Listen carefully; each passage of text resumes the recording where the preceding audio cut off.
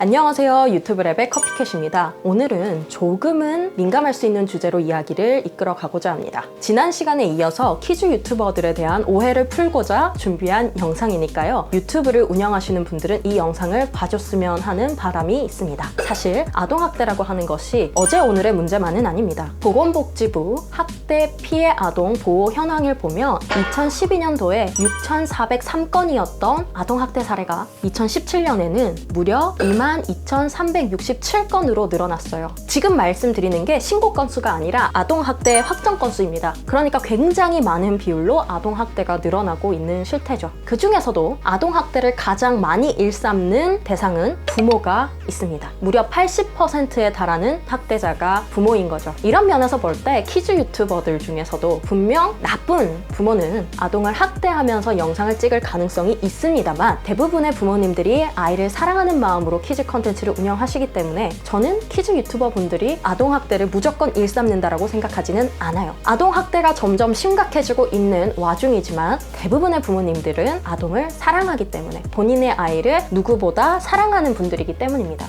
하지만 그렇다고 해서 또 대부분의 부모가 사랑을 하니까 아동학대는 일어나지 않을 것이다 라고 넘어가는 것도 문제가 될 수 있습니다. 아동학대 보호조치 현황을 보면 대부분 17,589건의 경우 원가정보호, 원래 부모님들에게로 다시 아이를 돌려보내고 있어요. 뭐 중간중간에 검사를 한다고 합니다. 아이를 여전히 학대를 하는가 안 하는가. 그 중에서 학대가 확인이 되면 다시 원가정으로 돌아가는 것이 아니라 보호시설로 분리해서 조치를 취한다고 하는데 어린아이들이 학대를 덜 당해서 원가정 보호조치를 취한다기보다는 더 학대가 숨어 들어가고 보이지 않는 곳에서 일어난 거라고 충분히 생각할 수가 있어요. 저는 이 지점을 보았을 때는 오히려 키즈 유튜버 활동을 하면서 카메라에 아이의 모습이 잡히면 부모가 어린이를 교묘하게 학대하는 행동을 더 빨리 잡을 수 있을 것이라고 생각을 합니다. 물론 일반인의 눈으로 찾기는 어려울 수 있습니다. 하지만 2년 전에 어떤 키즈 유튜버 분들을 어린이 단체에서 신고를 했던 것처럼요. 문제가 될 수 있는 상황을 누군가가 영상을 통해 빨리 발견할 수 있기 때문에 오히려 키즈 유튜버가 아동 학대를 줄일 수 있는 희망이 되지 않을까라고도 생각을 해요. 물론 제가 너무 긍정적으로 생각하는 면이 없지 않아 있는 것도 알고 있습니다. 저는 오히려 그것이 알고 싶다 취재를 하면서 이것을 계기를 통해서 더 많은 분들이 아동학대에 관심을 가지고 좀 더 관심 있게 세심하게 아이를 관찰할 수 있는 그런 기회가 오기를 바라고 있어요. 이번 이야기를 하기 위해서 아동학대에 관한 연구를 찾아본 결과 2018년도에 있었던 굿네이버스의 아동 권리 실태 조사 중에 아동학대를 발견하거나 혹은 비슷한 상황이 있을 때 그걸 발견했을 때 어른들 중에 248명 중 133명은 신고를 하지 않는다라고 대답을 했습니다. 실제로 눈으로 보는 것도 쉽지 않지만 보았다 하더라도 신고율이 떨어지는 것 때문에 아동학대가 조금 더 많이 일어나고 더 그 아동학대의 경중이 심해지는 것이 아닌가라고 생각을 해요. 그럼 오히려 키즈 유튜버를 하면서 영상 속에 어린아이가 힘들어하고 우리는 발견하지 못하지만 아동 상담가 분들이나 심리학을 전공하신 분들 혹은 어린아이를 대상으로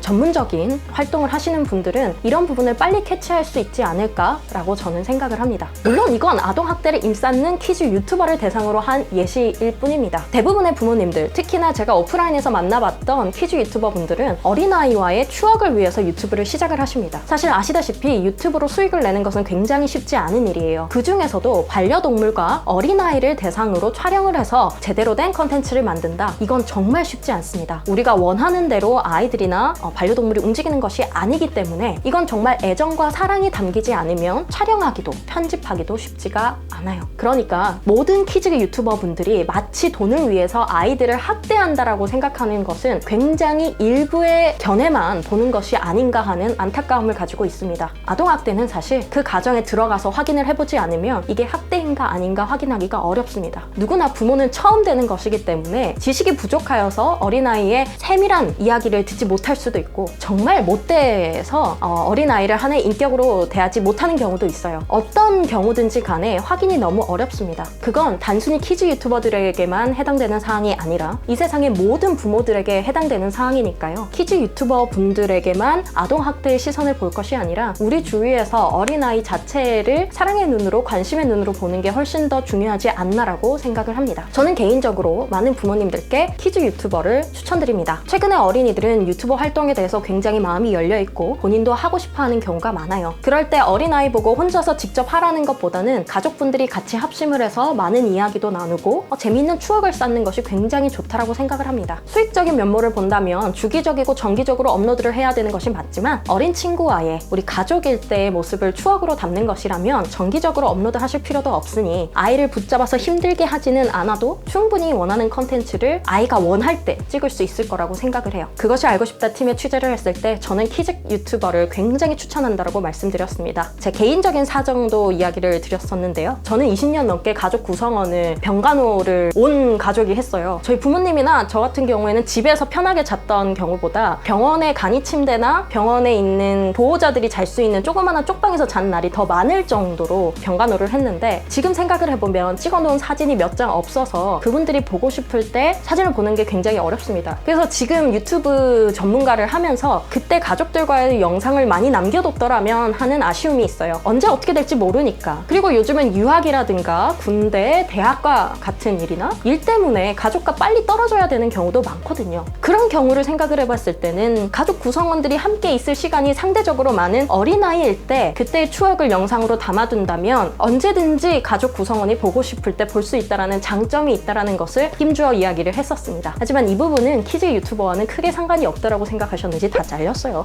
하지만 저는 여전히 이렇게 생각을 합니다. 우리가 가족이라는 것으로 묶여 있을 때 영원할 것 같지만 꼭 그렇지는 않거든요. 키즈 이야기를 하다가 너무 멀리까지 온 것 같지만 어쨌든 다시 이야기를 하자면 저는 패밀리 유튜버를 굉장히 지지하고 응원합니다. 혹시 키즈 유튜버에 대한 안 좋은 인식만 가지고 계신 분들이라면 한번 사랑하는 가족들과의 추억을 영상으로 남기는 것은 어떠한가 생각해 보셨으면 좋겠고요. 끝으로 다시 한번 아동학대는 신고가 관건이니까 나의 아이를 학대하지 않는 것만큼이나 다른 아이들이 학대를 당하지 않는지 관심의 눈으로 주위를 둘러보고 어린이가 등장하는 영상을 봐주셨으면 좋겠습니다. 그럼 이때까지 유튜브 랩의 키즈 유튜버에 관한 이야기를 전해드리고요. 다음에 또 궁금하신 사항이 있으시다면 댓글 부탁드립니다. 아직 구독과 알람 설정을 하지 않으신 분들이 계시다면 여기를 다른 영상을 보시면서 유튜버에 대한 편견을 깨부시고 싶으신 분들은 이쪽 영상을 봐주세요.